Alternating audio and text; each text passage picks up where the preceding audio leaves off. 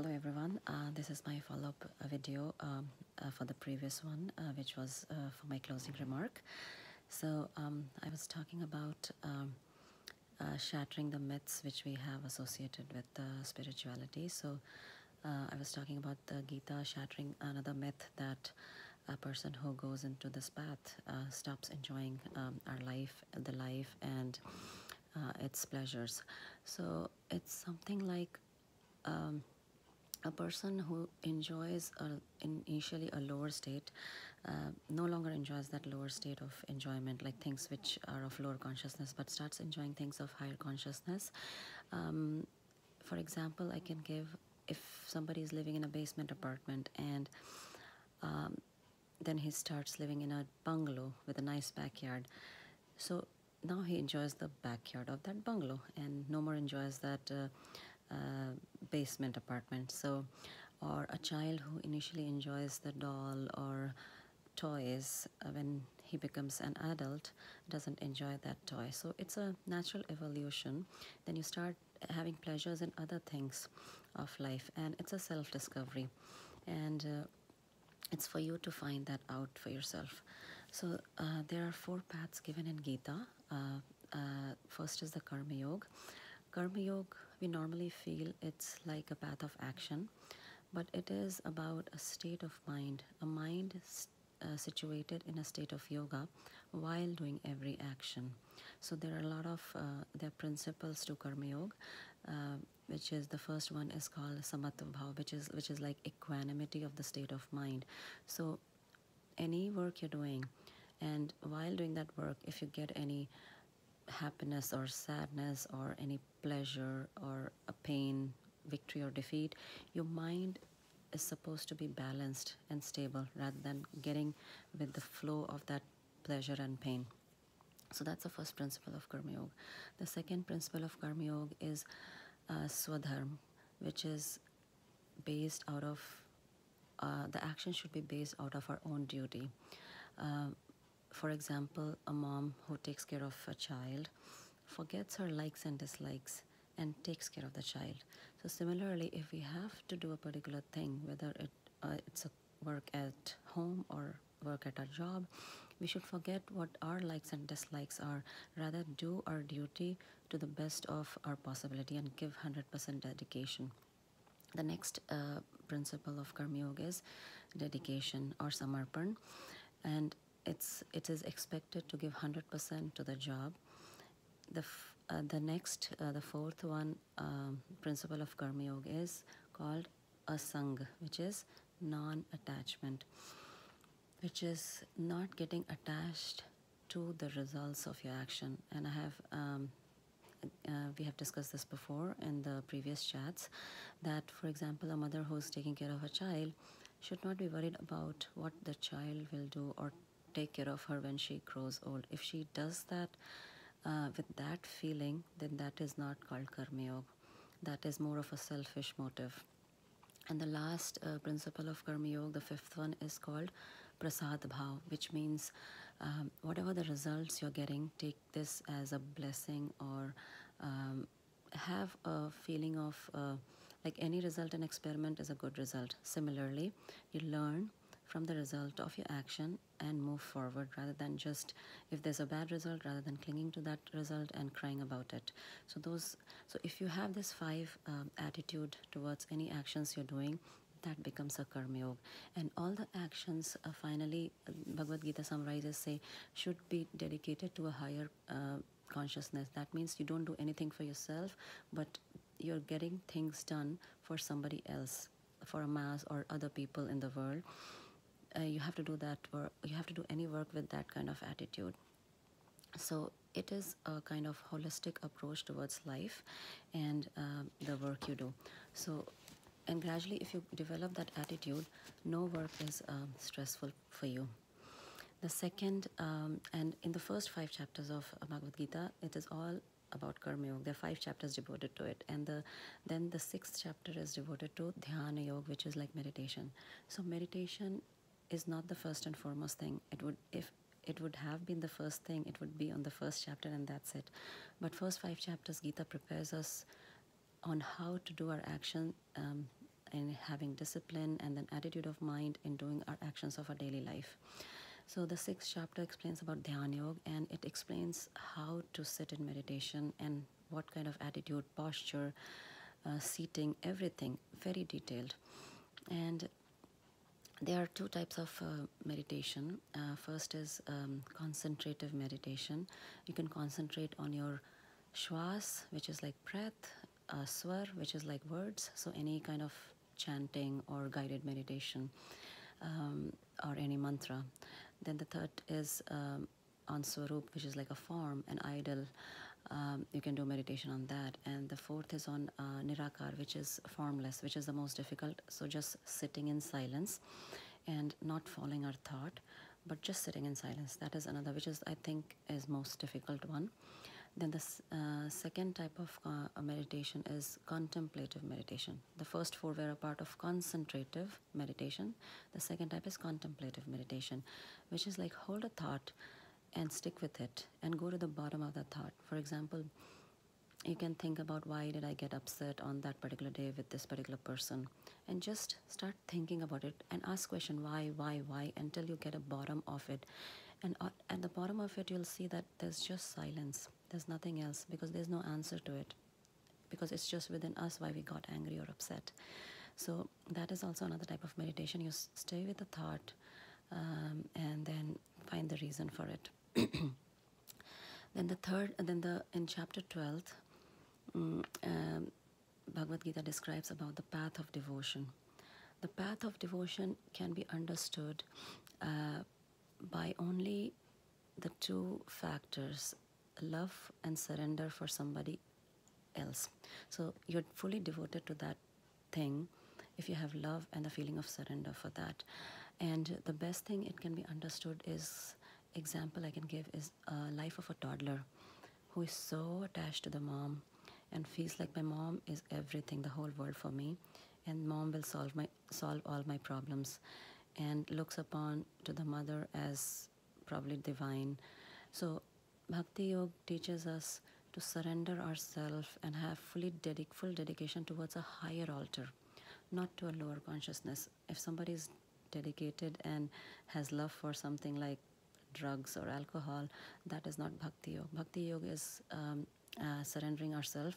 So that's another path. And I feel, this is my opinion, that most of the religious institutions like churches, temples, or religion was created to inculcate this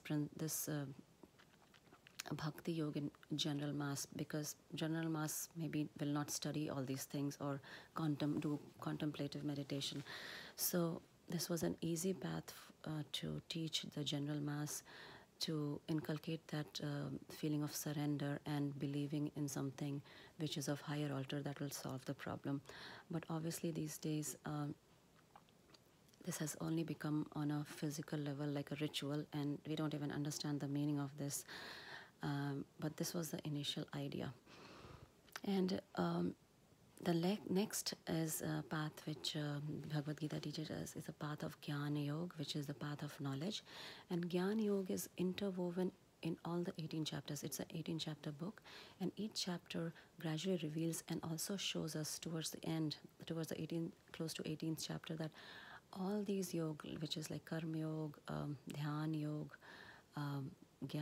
Bhakti Yoga, and everything is ultimately one.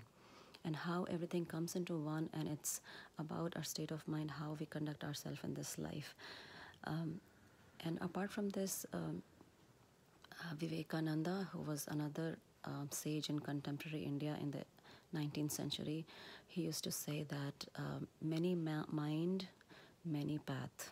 So this is not restricted to just 4 paths, but you can have n number of things which can take you to higher consciousness. For example, if somebody is a dancer, so the dancer dances so well or is so involved in dancing that there's no sense of self. Only the dancing is left, and fully absorbed in that dancing, that there's no sense of time or self. That's also another path, that you immerse yourself in something beautiful and creative. Similarly, a painter who paints and can get lost in that painting, and again there's no sense of time and self. So that's also another form of probably concentrative meditation. but you're dependent on something creative.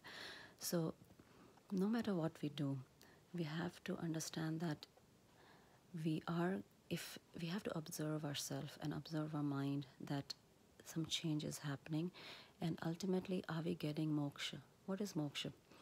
Moksha is freedom, simple freedom. Freedom for what? Freedom from these four things. First, freedom from ego. So what is ego? Ego is just a false perception of self, like we identify with our roles. For example, if I'm an employee and present a report to my boss, and the boss says, "What a rubbish report," and I really get hurt, and maybe I go in depression. But yoga teaches us gradually this false sense of perception that I'm an employee fades away, which means any situation, anybody criticizes that employee, usually a person who lives in yoga or a person with stable mind have a different attitude towards that criticism. Maybe the person will think that, okay, maybe I've done something really wrong, let me go and review and revise it. Or so a person of a stable mind will think in a different way and act in a different way. Or if somebody is a mom and thinks that I'm the best mom in the world and I'm really taking good care of my kids, but if somebody comes and tells, "Oh, you're not doing these things right," and that mom gets hurt and go again, like starts blaming the other person. So there's no blame game for a person who lives in yoga. That mom would think, maybe I'm really doing something wrong, and let me correct my ways and see. And if I'm doing everything right, then I don't have to worry. So a person in yoga always thinks with a stability inside. So that's moksha from ego. Or if somebody feels that my colleague or my boss is not talking to me because I belong to a particular community, that's also a part of ego. Because yoga teaches us to shed all our identity one by one and feel as a spirit. So your body consciousness gradually fades away because body is playing the role, and your soul consciousness emerges gradually. So that's what is getting moksha from the ego. The second freedom or moksha you get is from disease, and it's both on a physical and a mental level. You'll find gradually that your anxiety, your stress level, and anticipation for something to happen will gradually fade away. And not only on the mental level, but also on the physical level, if you start doing these practices and your mind becomes more and more stable, you'll start getting less affected by any change of season, flu, or getting sick. Because basically physical sickness is manifestation of a weak immunity, and weak immunity is also as a result of a weak mind and unstable mind. So you'll get freedom from disease. The next freedom you'll start feeling within yourself is freedom from the fear of getting old.